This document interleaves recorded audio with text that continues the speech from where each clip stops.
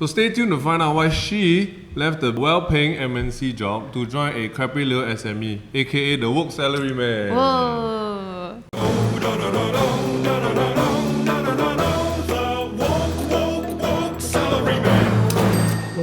Hi everyone and welcome to today's episode of the Woke Salaryman thing that we do online and sometimes might be called a podcast.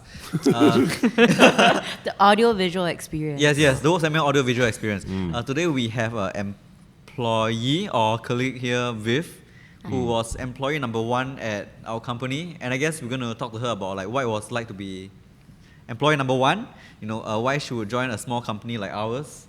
And so, just vibe around in general. Usually you do these things, like, what else will we discuss? I think more abstract concepts. Should you leave an MNC to join SME? Trade-offs, we got pay health insurance or not? Maybe stuff like culture, what you look for in a company, pros and cons. What would make you leave, what would make us leave our own company. So, okay, if you're a new viewer or you're new to our thing, right? Rinming and I, we started the Woke Salaryman in 2019. Yes. Then we went full-time in 2020. Yes. And then Viv joined us as our very first employee in February 2021, right? Where were you from before the Woke Salaryman? So the backstory of how I ended up here, right? So I was doing brand marketing, and especially for millennials and young adults and stuff. And so, we engaged the Woke Salaryman for content, right? And that's where I got to know Rinming. Back then I remember there were like 40k followers, which I thought like these guys are gonna get big, right? And we had our eye on Woke Salaryman already, which is crazy because now it's almost 400k. It's quite cool. So then I got to know them. Then I realized, why is Rinming replying emails at 2 a.m. all the time? It's crazy. The man does not sleep at all. And like apart from that, he also has his own content agency. And I knew like both of them were working full-time jobs. So fast forward to 2021, it was the pandemic. Everyone was crazy. Everyone was burnt out. Everyone was crazy. Right, everyone was crazy. Everyone was super burnt out. I was super burnt out, right? No fault to my bosses or my colleagues, but it was just trying to adjust to working from home, trying to still meet KPIs. I think I was just like crying every day. Not literally, Literally crying every day. Not even in your soul, it's just like tears that came out. Like every day I don't cry is a good day at work. Wow. Yeah, and like How does that work? Like, just you get a bad email and you realize like, oh no, and then you just break down. You just cry. I think Viv also is a very emotionally connected person. And she cries very easily. She's very easy to cry on. I watch those TikToks of like grandparents holding hands, a tear starts coming down already. So yeah, How many times have you cried at the Woke Salaryman? Because of your Because of us. Yeah. Oh, when you did your Malaysia story, when you did your story about your mom, like full on bawling at work. But this is touching cry lah. Yeah, I'm cry talking about like, or like sad cry. Like pissed off, like what the fuck, this place sucks. Like, I have no future here. Have or not? Like how many times? You can be honest. I mean, surely you have thought about it. But because we want to fix these things also. Or maybe you don't. Maybe she don't dare say. I think none. None. Okay, now maybe we come back in a year then, but this year was crazy. They made me cry 5 times. But I think just for reference, what Viv does here at the Woke Salaryman is that she took over my old role. So my old role is that I used to write stuff and I used to account manage. Yeah, manage the clients. So what Viv does now that she manages the clients and she forms this like nice protective barrier between the clients and ourselves. Because sometimes I don't know why, right? The emails, like even though we're both trying to create a good piece of content together, or the email can be very rude one. Sometimes you look at it only like, wow, the comment damn rude. Like I don't even feel like working on this anymore. So what Viv does, she manages like those things for us, so we don't need to see what the client sends it, and she also can tell us like our point of view while being diplomatic about it. I think sometimes as creatives, what we do is that we put a lot of pride into the work, and sometimes when people criticize it, you get angry. So I mean, even as a creative who deal a lot with clients, right? I mean, and I feel like I have built up like quite a high tolerance for like bad comments. Sometimes like one rude comment just breaks through my shield and it ruins my whole day. And I just go through the whole day thinking like, wow, why are they so rude? Like it doesn't feel like we are being valued in the partnership. So what Viv does is that you can't do that for us, and we are very grateful for that. Yes, thank you, Viv. No, but I think also, so coming from client side, right? I realized basically I was so burnt out, and I actually left without a job.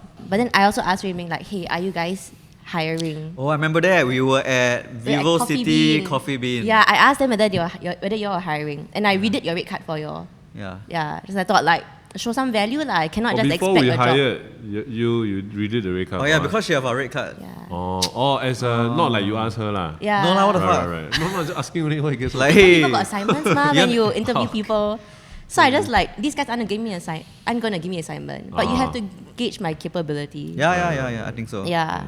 But so coming from a client side, it helps me to understand that sometimes clients aren't assholes. Sometimes clients just are tired and burnt out, or their legal and compliance very hard to work with. Yeah. So I don't take things as personally, because I don't create the work, and that's helpful. I'm just like the objective person trying to help everyone make money. Yeah, I think why I convinced Wei Chun that we should hire Viv also was because that we worked with Viv before, and she's a client that gets it. I mean, we work with a lot of people. Like sometimes people Don't get it. just don't get what is good content. They want to upload like a press release, and then they make it comic form. Then they put it on a platform, and then they want it to do well. Yeah. I think through working with you, there was like a working relationship. So I think like trust was established between us, which made it like a lot easier to actually take the risk on getting a new employee. Yeah, because at the time we never hired anyone before also, and it was very scary opening up our business to someone new also. So for example, like I was thinking, I mean, what if Viv, log in our website and delete everything? Delete the whole website. Delete the whole website. Actually, there was one time it almost happened, and I freaked out. Yeah, or like It was back up in like 10 seconds. Oh, okay, I see. okay, you don't know, can already. Yeah. This is all new shit to me. Or like maybe like tell people like our proprietary secrets or something. Not to have lah. So I mean, yeah, it was quite terrifying hiring like the first employee. How do you feel, Wei Chun? So actually, for me, Rui Ming did most of the lead on this particular hire, and for me, it was more about the fit and the social and the culture thing. It sounds airy, fairy, and fluffy, but when you start running and growing a company from a very small thing of like less than 3 people, then you start to expand, right? I think you immediately will understand that it's not airy, fairy, and fluffy thing. It really exists, and when you are very small, imagine you 3 people, you add 1 person, right? That's like 20 to 30% like changing of your vibe already, and that really matters a great deal. Yeah. So that was the biggest concern for me. I remember when I first met Viv, like my initial reservation was like, her vibe, the effervescence and enthusiasm of her energy scares me a bit. Yeah. Can you just say bubbly? No, but it's a different thing. It's not bubbly. I'm not just bubbly. Bubbly is like blah, blah, blah. Effervescent is like the effervescent tablet you put in the water. Yeah, but then it produces bubbles. But at a frenetic rate, like bubbly is like boop, boop, boop, boop. All right. I get it though. Okay. Viv is like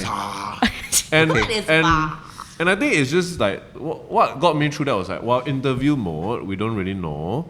So at the most, let's try it out on a probationary basis. Yes. I was a bit like scared of your energy, Yeah. Because I'm a freaking mellow. Wei Chun damn mellow. Yeah, I don't seem it maybe on the podcast, but like I need my time to recharge. Right? Yeah. So I'm very scared she has like the bubble so effervescent that I cannot breathe, But actually she's not like that. Yeah. I think everybody has our own quirks, but she actually has that emotional connection maybe. She grounds us a bit. Because we can go quite dang and we can spiral into a very lame and weird convo thing, but she'll ground us back.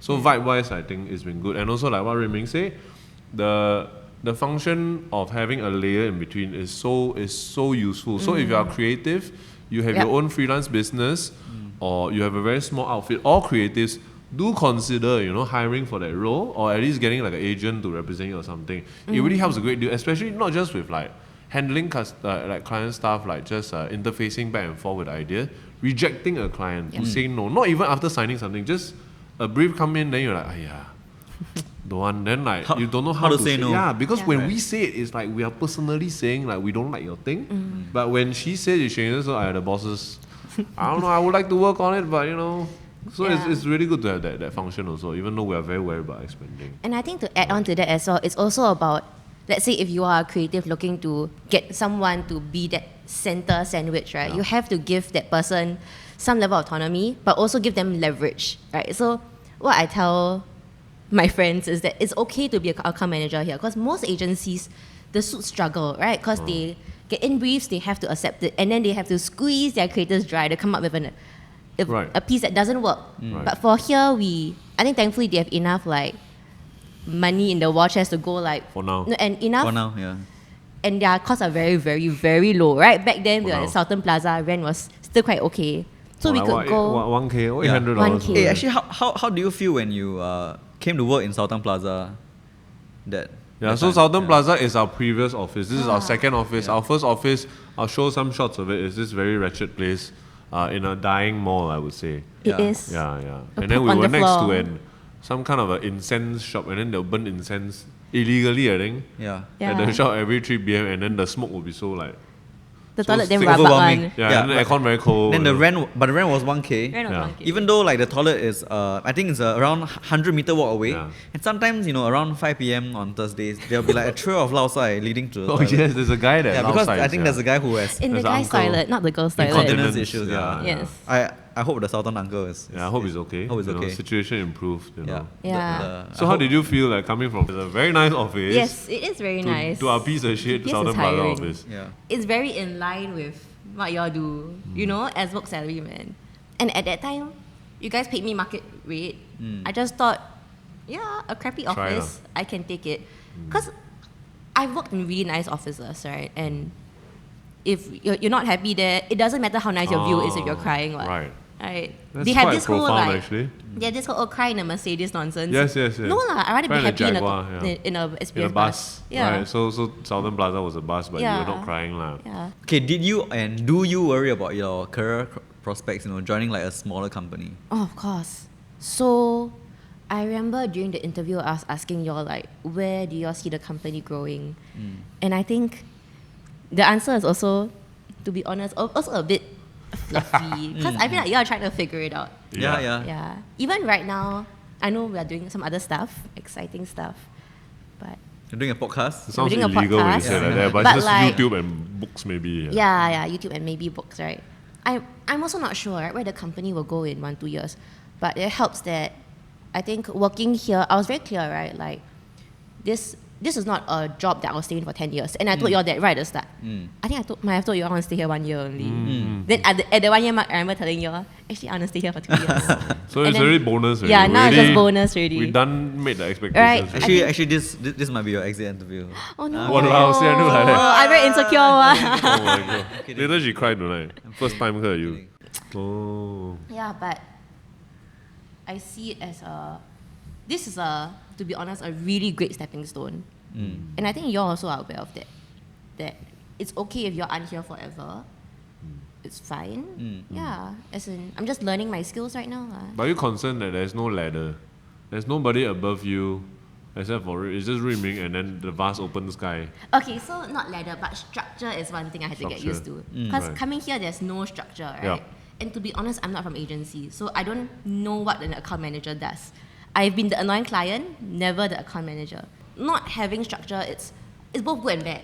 Right? You come here, you actually get to create the structure, which is great.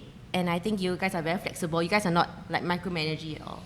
So creating structure is great, but then you also have to allow room for failure and be honest when you fail. So I think even up to today, I still make mistakes, right? And I just like tell you, and you're like, okay, don't make that again. Yeah, and that's fine. If let's say, Don't make that again. It's not scolding. Okay. Wei always very scared he scold Every me. time- He always damn And then scared he every time I scold tell me. Viv like, don't do that again. And okay, it's not scolding. The Yeah. tone It's just is a- not, yeah, he will Then literally I say have it's to not tell, scolding. I will tell him it's okay to scold me. Then he's like, no, I'm not scolding you. Yeah, Riming is never fierce, he's just weird. Just don't do it again. Yeah. Yeah, just don't do it again. Yeah. So figure out that structure with y'all was helpful lah. Because y'all were open to it also. Y'all knew that it wasn't going to be perfect. I think expectations were damn aligned. Yeah. So you that's don't think that helpful. it would be hard for you to find a job after this lah?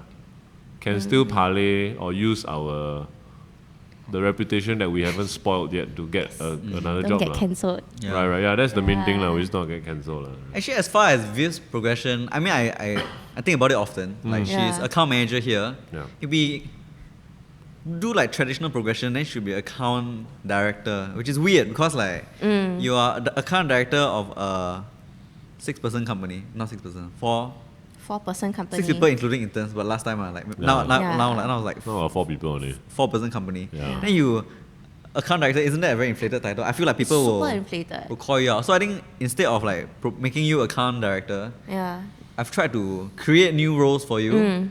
So for example, you like to do a lot of, you have to crunch numbers and run Excel sheets. Yes, I do. I love Excel sheets. It's very weird. Yeah, so I think we've created like a role for you in that way. Yeah. Versus traditional progression. Because if I did not come with like a new way for you to grow, then it makes sense that you will leave after a while. Yeah. Yeah, so I think for a lot of SME owners, I think there's very often they don't create a new role for their people. Yeah. And then after a while, people just out and it's completely natural. So. Yeah. And I think also progression isn't just one way, right? It's also this way. So I also try to come up with stuff for myself to do. Right? Like, I try to like, okay, let's just run TikTok. Let's just try to create content, even though I'm not great at it. I just try lah, right? Yeah, Viv is great Give at taking yourself initiative. Give yourself a reason to stay employed. Yeah, and it's great because so here's the story about TikTok. I think now we are 156k followers on TikTok. Yes. Yeah. I think like start of the year it was like 0 or Like not 0, 4K. maybe Cool lah, got me, got you. Yeah, got 4K lah, I Viv. think. yeah. 3 or 4 okay, people. yeah, maybe 3, 4. Then after that, TikTok introduced albums. And I think like that's when we started to take notice. Because Viv said, hey, got this album. Yeah, thing, actually it was Viv the one that take Yeah, notice. yeah. And I think it might seem like a very lame thing. So actually, all we need to do is to upload our old albums. Yeah. Right? No, our old content there, and then like that's how the thing might get traction again. But I think for us, because we are always so busy, and we don't have time to go look at the old stuff. Sometimes we feel like insecure about the old stuff. But I think what the amazing thing that you do, Viv, is that you just take whatever it is and you just put there, and because like that's the initiative, because we never asked you to do it and you went and do it. Yeah. And I feel like that is something that we value lah. I think often many people when they don't do a task in a job well, they just continue doing it. Sometimes they never ask for direction or initiative. Yeah. I think what I look for in a person is that if they don't do the task well, at least propose an alternative, or like hey boss, our Instagram account, maybe the growth is stagnating already. Oh, but I discovered this new TikTok thing, maybe we can continue to stay relevant there. And I think that's a very important trait that I learn from you. So it's about you understanding like how your boss thinks and how like the underlying problem is. Yeah. To be honest, I think it's also about knowing about your place in the world as well. My resume is quite similar to a lot of people's as well. And Woke Salaryman gets a lot of DMs about like, oh, can I work here? Can I work here? And I look at these people and they're far more qualified than me, right? So call it gaslighting myself, but I do want to stay employed. Number 2, it's also about trying to fight for my own rights, right? So don't know whether I can share, but like you can cut it up if you want. Yeah. So I do want to progress in my career. I don't want my pay to stay stagnant at where I came from. But how am I supposed to fight for a pay raise if I just base it on, oh, I've been here for a year, I've been here for 2 years, right? If I get the job done every year, if I do my job well, at most maybe they give me a bonus, but why would they increase my pay when they just hire me, pay me fixed amount for fulfilling fixed amount of roles? So I have to go like, look, I'm doing my regular job well. I'm also doing all of this that maybe you could have paid an agency 1K or 2K to manage this. Why not give the money to me? Yeah. Makes Right? perfect sense. And I think like decent people will notice it. I mean, for example, we'll notice like, hey, actually Viv, she's doing beyond her account manager job scope. Then like, and we will try to keep this person, and often that involves increasing the salary lah. Right. But that said, I know there are bosses out there who don't recognize that. Then in that case, then leave lah. Like they like to say, you're not a tree. Yeah. You have to be confident in your own abilities also. Have you thought about like leaving the company? Oh yeah, I have. So I just thought about it. And I think I told Rayming also. It's like maybe somewhere in a foundation, right? So education, helping people, helping businesses, but still doing good, right? Like I feel like when I was younger, I wanted to do like social work, but I tried it out. I went to intern at MSF, Ministry of Social and Family Development. I realized actually doing it is very draining. So I always found, okay, join a company that has a social good. So even in my banking job, I saw, okay, financial literacy education, good. Here, helping people with money, good, right? So I'm just trying to find what is the next role that is good. And honestly, I don't know whether I want to go back to a bank. Yep. So I thought foundation not bad. Yeah, like You guys are watching. hire me. Can reach out. Yeah, can reach out to Reach Viv, out you on know, LinkedIn. if, We'll be sad to lose her, but I think Yes. she'll be great in these kind of roles also, doing good for the world also. What are the drawbacks of working in this small company then? You feel like the things that you have given up. I think firstly is stability, right? So for example, I'm not sure whether the company will be here in 2 years' time. We also And this not is something sure. I always ask Ming as well. Like, Yeah.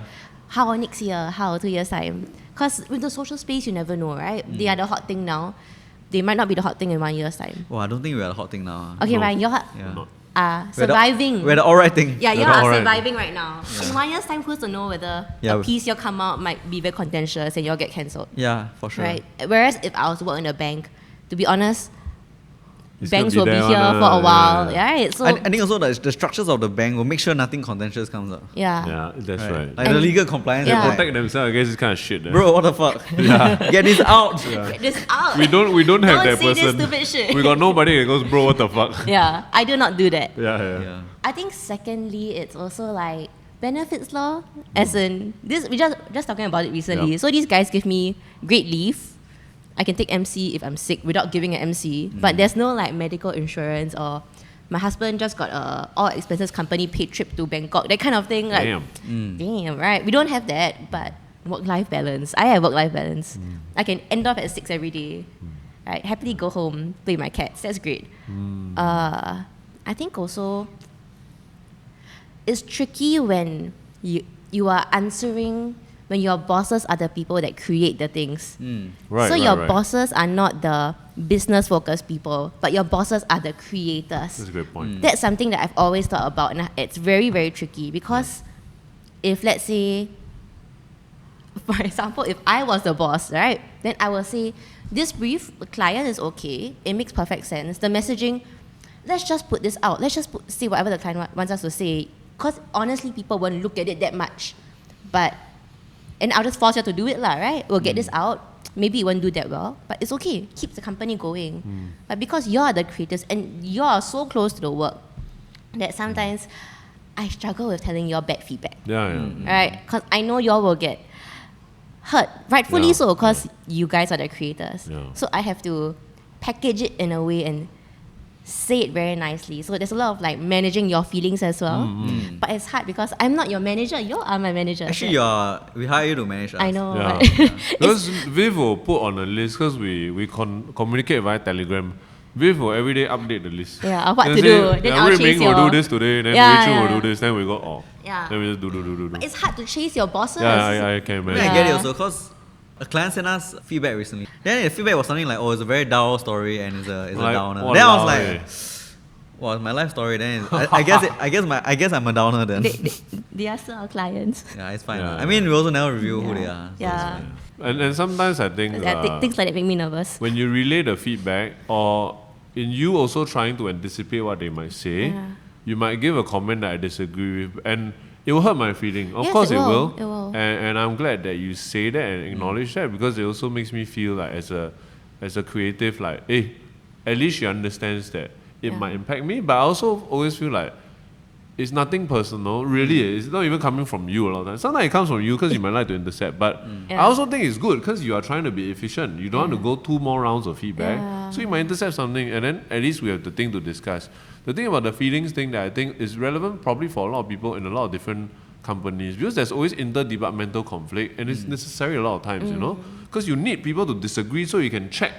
If it's just always agree, Yeah, it's an echo Yeah. chamber, Yeah, exactly. you might Yeah. get cancelled. Yeah. So Yeah. I always like, it's not like I block my feelings, I'll allow myself to feel it, but I try my best not to manifest. And I do manifest it, I'll get more down, I'll avoid eye contact, because we sit at the back and we all face each other. It's very easy to make eye contact. But I think it's okay, we all have our down times, and as long as we try to be professional about it, even if we take a moment to fucking sin. Yeah. You know, Yeah. like Yeah, I yeah. think Yeah. professionalism shouldn't come at the cost of being a human being, and you should always give other people maybe 5 minutes to feel upset about something. Yeah, it's okay to just say like, oh, I felt that, that was that hurt hurtful. me. But let's see how we can make it. Because sometimes you don't say, right, it becomes so resentful and you store it up. Because sometimes I might get a comment, I'm like, walao, fucking shit, I gotta draw again. I think it did better. And sometimes the comment is stupid one, no? Yeah. But for the sake of getting it out there, maybe not even a client thing. Just we disagree on something creatively for an organic thing. Somebody has to give in. And both things not say wrong or right. It's just a disagreement. To let it go sounds fucking painful. No? I will be like, what the But I think I'm getting better and better at letting it go. And the fact that you guys are okay with me being sometimes a bit like, sian do another thing, right? That helps a lot. Yeah. That helps a lot. Yeah. So thanks for saying. Yeah, I think from my point of view, it's like everyone work here, I mean, if you want it to be successful, you gotta have the ability to take risks, right? Yep. And then like, sometimes even if I disagree or I don't really like the message, then like, I mean, Try lah. it's within your right to try out. Yeah. Then we try lah. Now that we just see how Discuss it afterwards. does. Yeah. And then like you should be applauded for trying also. Sorry, Viv. Yeah. No, but I'm just I know you're asking me questions, but no, ask us but questions. okay, y'all are saying like sometimes you let go, sometimes you don't. So when do you see it as a business and when do you see it as your work? Or you know what I mean? Because as a business, the client says this, you're like, okay, fine. But if it's your work, you would hold things more closely to yourself. I never put myself above the thing. It's always reader is the most important thing. Right, yes. And I know some of y'all who are watching this might not agree. But when we say reader, we mean the whole thing. Yeah, it's not like you. May not be you specifically. Tan Bao Tan. Yeah. Yes. Not about you, Tan Not Bao just Tan. about you. Specifically, it's just the reader. It's the whole thing, yeah. So, oftentimes that is the rubric that I used to draw. Like, does it affect the reader? And sometimes you can't answer it that cleanly, Yeah. Because we might disagree on a particular caption, then we say we shouldn't set it up that the story will talk about this. Or I might say from a story point of view, saying this is a spoiler. It narratively spoils the twist that I put in the comic later on. There's no right or wrong, honestly. So somebody has to give. Sometimes it's us, sometimes it's you, sometimes it's the client. sometimes it's client. So the thing to understand also is that, so you say like at what point do we let go? Yeah. I can't answer it also because it also depends who the client is. Also depends if it's an organic thing. It also depends on the zeitgeist of people now. What are people angry about right now? Yeah. And if they're particularly angry about something, I might not put it out yet. I might withhold it. So it's still reader, but also no clean answer, unfortunately. I think for me, I actually put myself and the reader like same Neck and tier, neck. same tier in consideration. Yeah. Because I think sometimes what is good for you might not be what you want to hear. Like, for example, it's very easy to be populist, right? Yep. So I know what type of content will do well. Like hee hee ha ha, your boss is to blame. Yes. That type of content always Get does well. promoted. Easy, But sometimes like, what if you are the one that actually needs like a reality check? So whenever publishing a content, like if I don't believe in the content, I won't even write about it. And since that I write most of the content, I guess like in some way I am the brand guardian. You are. Yeah, You are. like for example, we will not say stuff like when it comes to invest. Rolex. Yeah. We will not say that. Buy Right? and what, sorry? Buy a Buy a Rolex. Right. Yeah, so it's slightly different because my role I like to say it's reader first, but I serve the clients and you guys at the same time. Yes. Right? So it's very hard for me to go reader first. And it's a constant reminder, right? And you shouldn't, I think. Right, actually. and it it always should be in there, but it shouldn't be. It shouldn't be like 70% ringing in your head, right? Yeah. So then when we smash together, Yeah. it's a good balance. Yeah. And I think this smashing together of like interdepartmental conflict, right? Together. Smashing together is not a chim term, what everybody lah. No, there are other meanings Terms, to the word meanings of smash. smashing together. Like, There's no When- smashing Wei together Chun, between would you employees like and to- employers. Wei Chun, would you like to smash? Yes, I would like to smash. Remember? No, I do not want to smash. Do not talk about smashing I'm each talking about other. interdepartmental It was smashing, yeah? no. No. I like to and smash you how about- interdepartmentally. How about Can or not? clash? No. Okay, clash, okay. Clash. Clash is Yes, good. no when smash. there's interdepartmental clashing, right? Okay, I think it's actually quite important. Yeah. Like the classic case, for example, if you're in a creative agency, it's always these two, right? We've even been to an office where it's a big agency. I won't say who lah, but literally, right, when you exit the lift, right, they own the whole floor, right? So the floor just opens up, right, like that, left and right. On one side is the creatives, on one side is the business people. And I think actually it's very important, and maybe it's easy for us to talk because we have a very small thing and we can keep an eye on all the conflict that's happening. I think it's very important for the two to be together and understand each other's concerns. Like at one of the previous jobs I was at where we did social media content, one of the greatest experiences that I had from that job was that they forced us creatives to go on the client call with the business people. And it was great because I got to understand from the suits, wow, so that's why they're so now. That's why they're so tired when it's you like talk to building me. empathy for the other department. Yeah. That's why, because the clients are so difficult sometimes. You know, so I didn't have to say anything. I just sit there and watch on it, and I'm like, wow, this job is so hard. You know, but when you create these divides, which is necessary, because you got to check each other. Yeah. It's very easy to get into this resentfulness thing where you start hating each other, then you start spreading rumors, and then the whole culture just becomes very toxic. And I hope that we don't get there. That's why I'm also very careful about scaling. If it scales past a certain point, and you don't, I don't know, you can't see it as clearly anymore. If it spirals out of control, it can taint the whole culture of the organization. I think also like the larger your company becomes, the harder is it to ensure everyone is treated fairly and paid well in a way. Yeah, it's very difficult. Because like right now we only 4 people. Yeah. Maybe next time 5 people. Yeah. It's still okay, you know. I can still like I still like oversee everyone, see what everyone is doing. Then I can remunerate everyone accordingly. But then like when it's a company of like 100 people, 1,000 people, like sometimes, let's say politics are involved, like one department can use another department, like can play politics to say like, oh no, actually we deserve more. Then you give them more money, then other people are not happy. And then that's just when things start to get unpleasant also. But do you feel like the power balance here is a bit weird? Like, because we are the creatives, but we are your boss in a way. It is a bit weird. So, for example, I've never told you all this as well. Yeah. Some of the struggles I have is, let's say the client gives me like a piece of feedback, right? Yeah. I think it's reasonable. And then I tell you, then you're like, no. And then we're both just no yelling. Way. And then y'all tell me like, let's say it's at sketch stage, right? So for us, we work copy, sketch, FA. And we're at sketch, it's 1 month, 2 months of work done already. Yeah. And then I tell you to, okay, edit this line. Then you're like, no, drop the client. On principle, And I'm like, wait. Fuck no, drop it. Wait, we spent so much time already. I spent 2 hours. But that's sunk cost every week I talk to the client for 1 hour.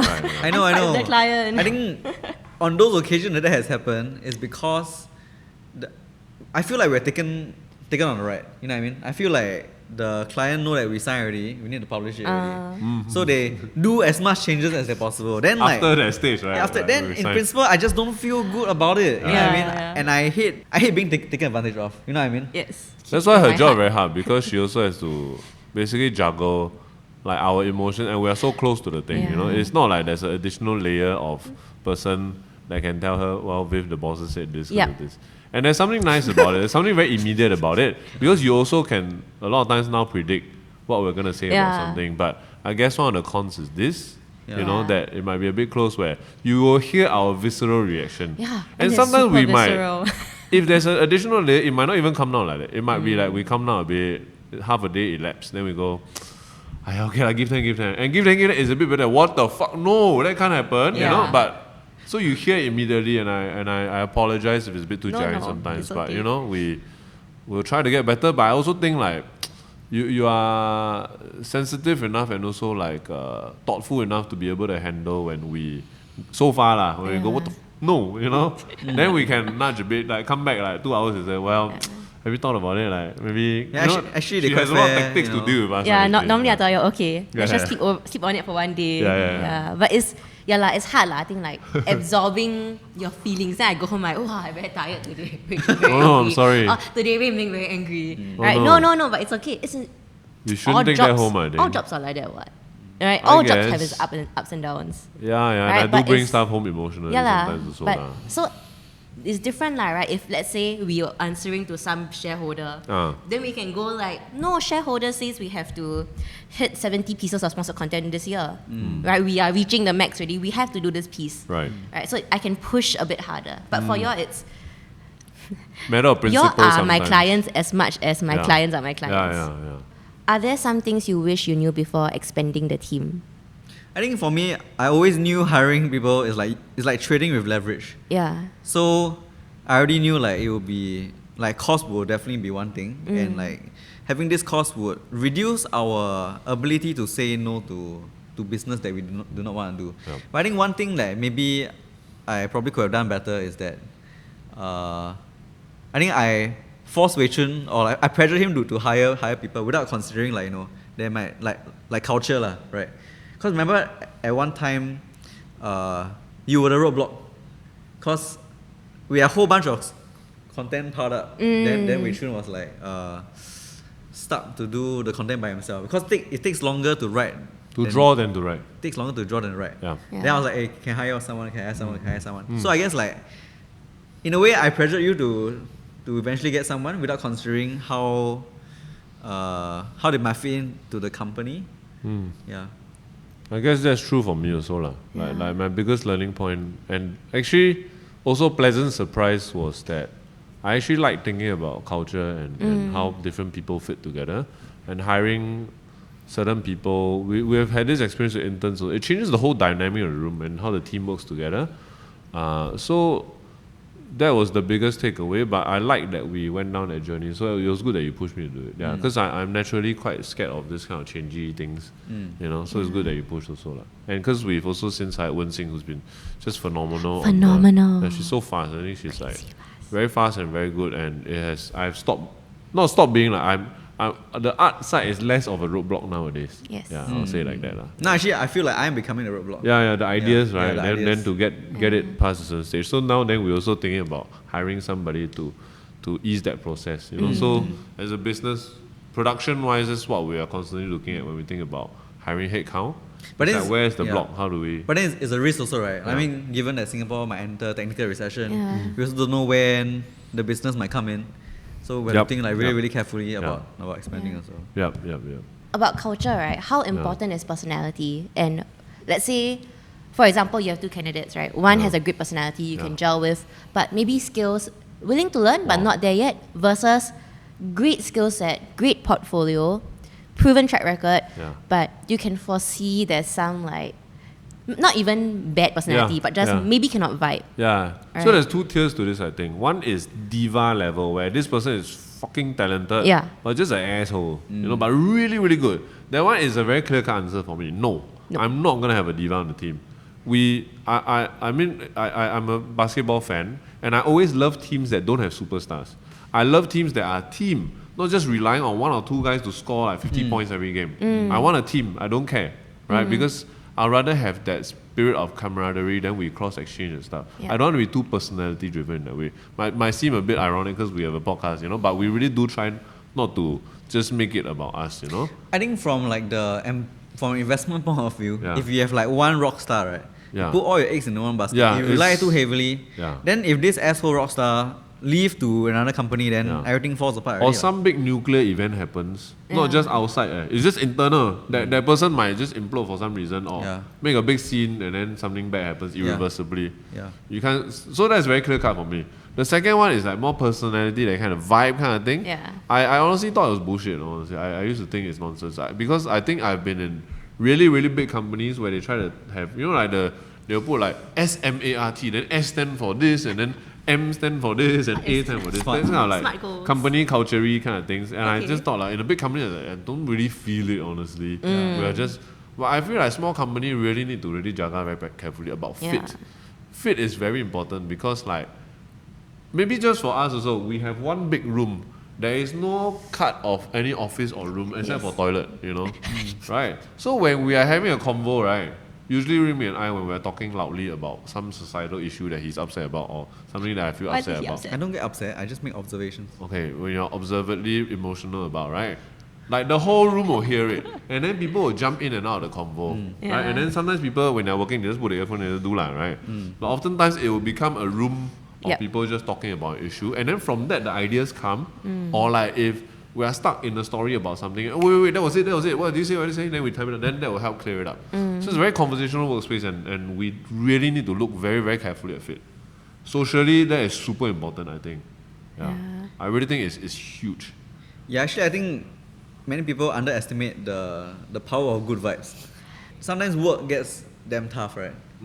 Sometimes things just get bad. Then you just want like a person who gets you and is not an antisocial person around the office. So I think that definitely helps like a lot. Even if you are not the most technically qualified, even you're not the best writer, but then if you are like optimistic, you have initiative. I think that will put you like way above someone who might be talented as well. Yeah, very good, talented, but damn gloomy, never talk to people. Right. Yeah. I would think smaller companies would value that more than bigger companies, right? Yeah, perhaps there's a difference there. Yeah. Because in basketball, they always say, sorry, I second that, but I think it's very easy to understand. They just say the team always gels well when they're winning. When things are going good, of course you are friends. Yeah. The true test is when things go bad, can you all still work together or not?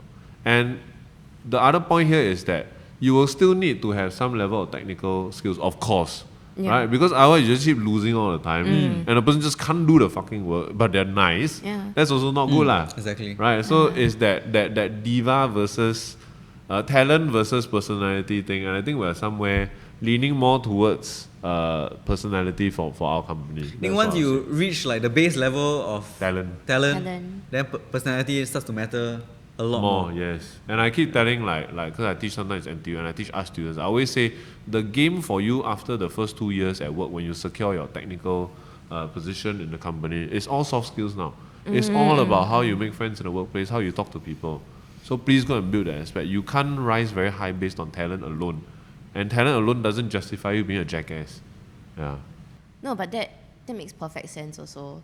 So, okay, just now you said during my interview, right? Then you were like, oh my gosh, this girl has so much high energy. Yes. Actually, I fake it lah, by the way. But it's like, then but how... you made it. Then how did you go like, okay, this girl's exhausting, but let's hire her? Or is it more of a, this is Raymond's call to make? Or you know how? Probation period. So if I sense that you will keep like, come in like the effervescent tablet every day, I'll be like, wow, Raymond, bro, I can't take it. Right? Well, but actually she's not lah. But then that wouldn't be a reasonable grounds to let go of someone. Maybe because they're not effervescent. But I think they're they're too effervescent. Yeah. But as a fit, right? Why can't I say that? It's wrong, is it?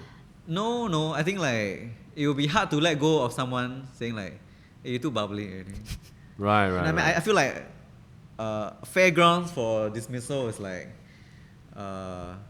maybe not punctual, the work not good. Right. You know what I mean? Right. I think because also we want to grow the company, then we can't expect everyone to be like us. That's true. Because like how many of people will be exactly like us out there? None, and they are not exactly like us. Yeah. So I guess like, but they fit well. So I guess like starting a company is like buying like, okay, so I keep fish. And sometimes when you put a new fish into the aquarium, then you also don't know how the other fish are going to react to it. Right. But then if you indeed want more fish in the aquarium, you have to try lah. You have to try lah. Some people will die. Like you have to take sometimes Sometimes they will fight and die. Sometimes the fish will fight and die. Right. Very sad. It's not just purely what the person is. It's whether they can all adapt together. All of us adapt together. Yeah. So in that sense, eventually, really, Viv, I think it's a great presence. I mean, she's nice to talk to. She knows when we're upset and all that awkward. stuff. Sorry. I'm becoming awkward. I cannot accept compliments. No, but I just wanted to say also that, like, so I remember when I first joined, it was very awkward because it was just 3 of them, right? So they come in the office different times. 2 of us. Sorry, 2 of y'all. I came into the office at, y'all come in different times. I'm there first. And then I remember very clearly, okay, at one point... What the fuck am I doing here? No, at one point, so like all office, Rachel and I sit opposite each other, right? And sometimes I don't know what to say to you. And you also don't know what to say to me. Yeah. Then at first I would try to fill it up with awkward silences. So one time, we were both in the office. I don't like eating lunch with people. I like eating lunch by myself. Yeah. So I was just like, I don't want to eat lunch with Rachel alone. I also like eat lunch with you. So, but we were like, so I just, hey Rachel, you okay if we just work quietly beside each other and not eat lunch together, right? Okay, do you remember that? No. I remember it so clearly. To me, it's like, whatever. Yeah, I didn't even notice this but nuance. The thing was, when you're one person joining a company of 2 bosses, you're very scared that of course you let me go maybe because I'm weird and, and I don't ask you out for lunch, right? Or what? No lah, I don't expect that one. I also don't like eat lunch with. Right, so, but I think we're the weird ones. Maybe. Yeah, maybe. I think most people like to eat lunch with their colleagues. I don't know. Comment down if you like to eat lunch with your colleagues. Right.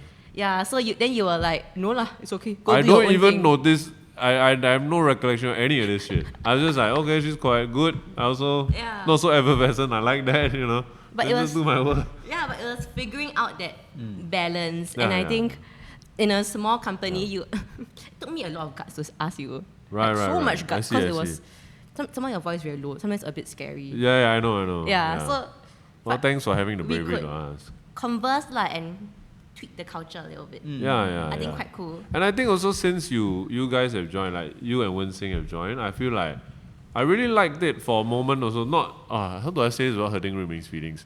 Ruiming was away It's fine. on vacation for a while, and I actually liked it because I had some conversations that I think would not be able to happen if Ruiming was here. Ruiming is a very funny and witty guy, and if you say something, right, and there's a pun in there, or it sounds vaguely innuendo or sexual, he will come in and make the joke, and sometimes it will ruin the emotional momentum, you know. So when he was away, like we had some good like heart-to-heart convos that were like talking about vulnerability and stuff like that. That I think it's harder to happen with you around.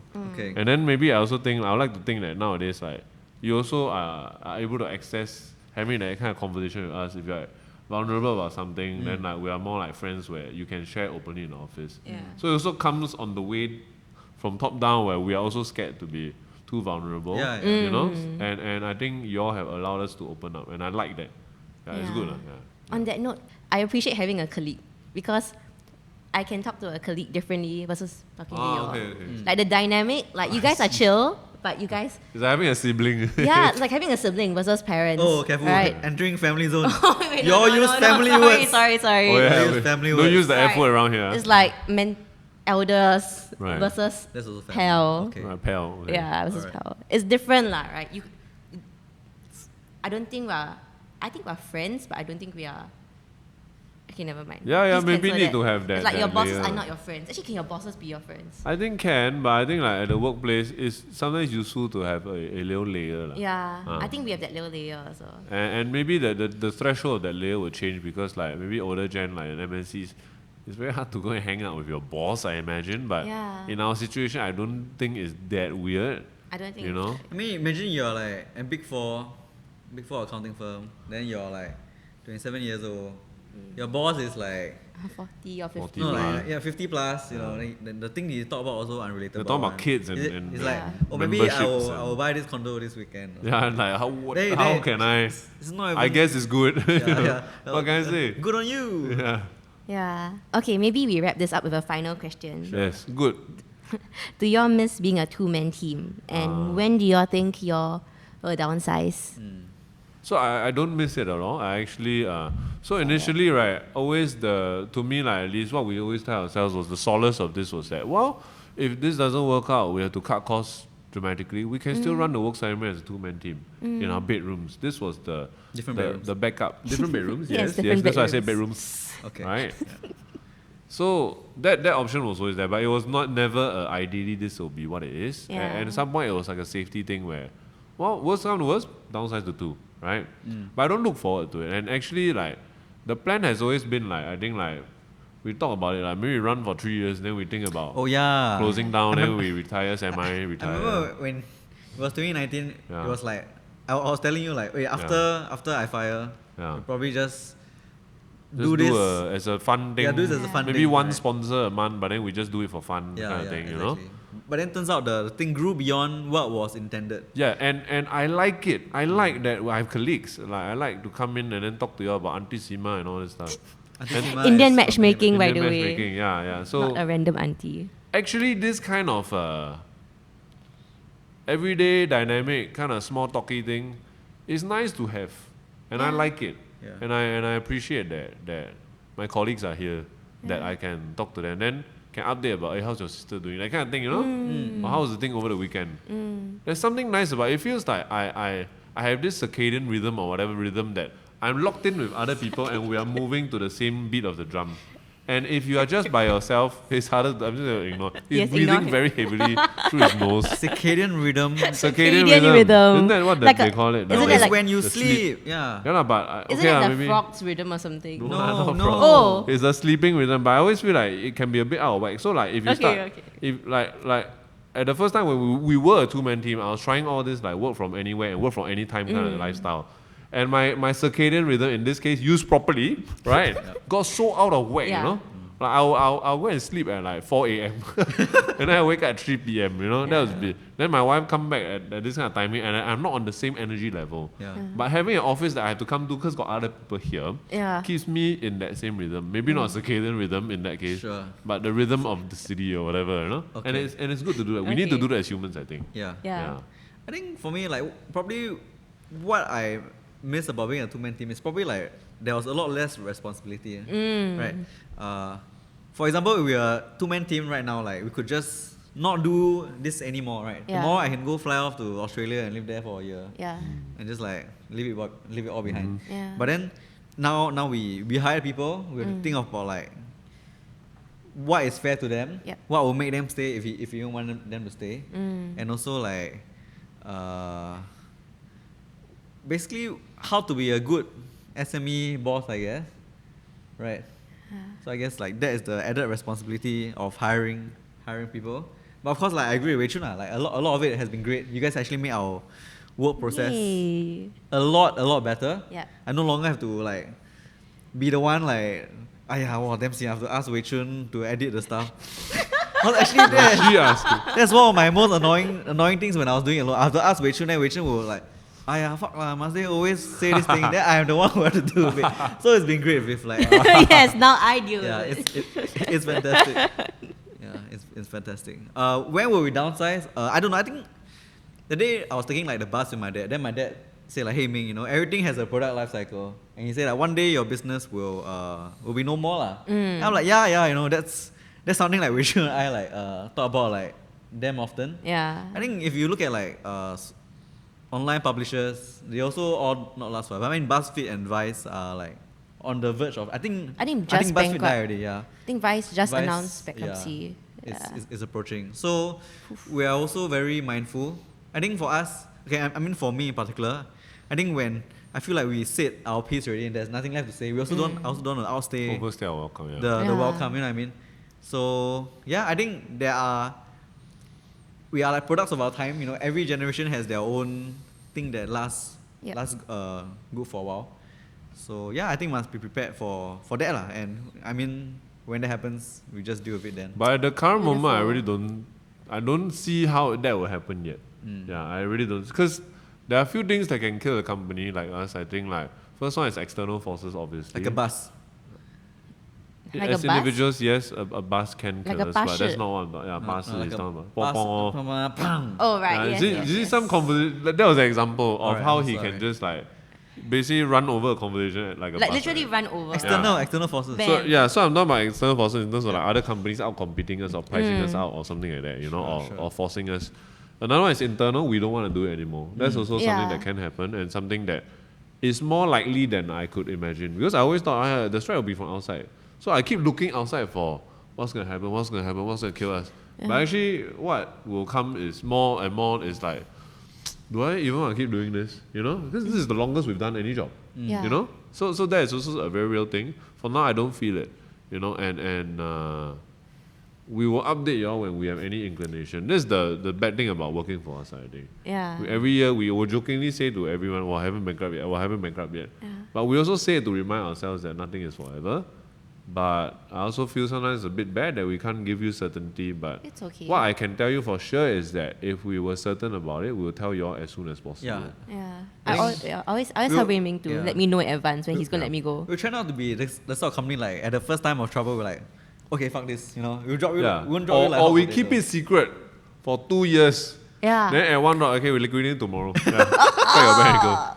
When we just went for company outing like last week, we go have like we have a great dinner at Din Tai Fung, and then while everyone's smiling, take picture. Hey, by the way, we're shutting down. And then amidst of the Xiaolong Bao burst, like our feelings. No, but actually, a final note, right? That is something I fear a lot. That you guys, not you guys just dropping us, but you guys suddenly going, shit, I don't want to do this anymore.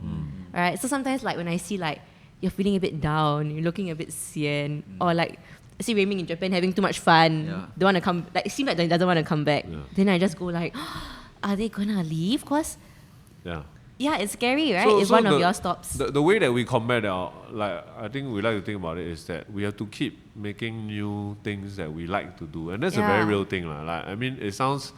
I feel so incredibly privileged to say it, to the point where I'm afraid that people might find that this is a bit like disconnective, that like some people are stuck in jobs they don't like, and I'm here talking about how I want to make my job fun. But I really think it's a very important factor in keeping people and staying at a company. And even if you don't like your situation, it's something to think about. It really is a real concern if you don't like what you do. And sometimes you might be doing the same thing that you've been doing the whole time, but you get bored of it. I feel that. Like, because we've been doing this for 4 years already. We create like basically everything you need to know about personal finance already. If I have to create another like emergency fund post, I might just like I've done this. Another 50, 30, 20 rule on how to say. Another, what is a bond, what is an equity, what is a fund. Yeah. So on the narrative side, on Rui Ming's side, and also sometimes on my side, we think about economics, we think about history, we think about sociology. These are the topics that we go towards. We are zooming out from just personal finance, and that's how we keep it fresh story-wise. So now that's why I'm starting the video stuff. And I can then offload and have Wen Xing handle more of that comic stuff. And that doesn't mean that the comic stuff sucks and it's not fun. It's just that for me, it's boring. So sometimes people switch job, like I go to your job, you go to my job. It might not be a bad thing. It's not that the job sucks. If I don't do your job. Right. So I'm saying from company to company. See, another bus just came through. Another bus just came through. Right? It's like company to company, you switch. Like, I hate my thing, I hate this thing, I leave. But both might be a good thing. They might both like it now. It's not that the job objectively sucks. It's that it sucks for you because you're bored of it. And that does happen. People need to take breaks. Then I cycle, then I come back again maybe next time. Right? So I think for now, from my side, genuinely speaking, no fear of me not wanting to do this for internal. It is external now. But that is what I've been doing all along. So yeah. But we'll update you if the thing changes. Oh wow. Same, I guess. I'm sorry, that's not very reassuring. Another bus just came through. Yeah, I'm always reading out new things that is interesting and new, and hopefully people also find it interesting. Yeah, but I think it also helps to answer the question of when should you leave or when should you shake things up. For both of you, you own the company, so it's hard for you to say like, for example, as an employee, if I hate my job, I just serve 1 month notice, right? If I'm nice, I'll give you a 2 months heads up. Yeah, but for you are kind of, you see like you are stuck here, or you think it's... this is another podcast. That's a great idea. Yeah. Because really I do sometimes because I've thought about leaving, just to do my own comics and stuff. And it's like, what if I'm leaving the best thing that will ever happen in my life? What if this is my main, then I leave and I hate it, I can't make money. And then it just goes downhill from there. And then I destroyed this thing that could have been good. Because honestly, I can't do it without Remy. This company cannot exist at the current form without Remy. Because he's the arbiter or the guardian or something. No, I never said arbiter or guardian. I said wrongly. These are words you have come out to describe me. I have never called myself heart and soul fucking arbiter or fucking anything. All the angles. Okay, I don't say arbiter. Wellspring, right? I really think he's the source. Yeah, sure. Because he get the feeling like, wow, this thing is annoying me about the things that people are saying about money online. We must say something about it. Then that is the story. A lot of times like. Yeah, not arbiter, sorry, Wellspring. Yeah. Okay. So I can't do this without him. Somewhat better. And I would like to imagine I also contribute uniquely enough where if I suddenly leave, Woke Salaryman will be a very different thing. Of course. So I also feel this pressure because people I think still got people like our stuff. Still have. So if we leave, people will be like, hey, you don't have already. Am I ruining something for other people also? I saw the like on the video, so at least 100 people like us. Oh, okay. So that's good. It's not bad, I guess. I also got pressure, but we should talk about this. But that's a good podcast. Yeah, Thank you, that's a good podcast. You see, take initiative to I just have one. Okay, go. Last one, then we end. Okay, last one. Final one. Yep. Ayo, but it's just working with you all has made me realize how hard it is to own a company, right? So I work very closely with Rui Ming, and we look at numbers all the time because I manage the client stuff. I know revenue numbers and everything, and I just see how stressful it is, right? And I really enjoy just being an employee because I get to go home. I don't have to think about company's pay. I think there's something very beautiful about being an employee as well. That it's not talked about enough, right? People always say, run my own business, do my own side hustle. But no, it's very stressful as well. And it's perfectly reasonable, logical, and okay, and a good strategy for success if you just want to be an employee in a structure for the rest of your life also. As long as you are careful and strategic. I think people are just selective on which part of a business owner they see. Because they will look at the successful ones, right? And then you are the unsuccessful business, like you lose everything. You lose your reputation, you lose your money, you kena lawsuit. So Yeah, very few entrepreneurs that fail will come out and say, "Hey, I failed. Here's how I did. I failed." Yeah. Very few. We very small percent. And when you see those stories, you should really take the time to go and read properly, because these are the ones that are not said enough. But this is the majority of what happens when you start business, actually. So like most business don't last 5 years, right? So we are only at 4 years plus only. Yeah.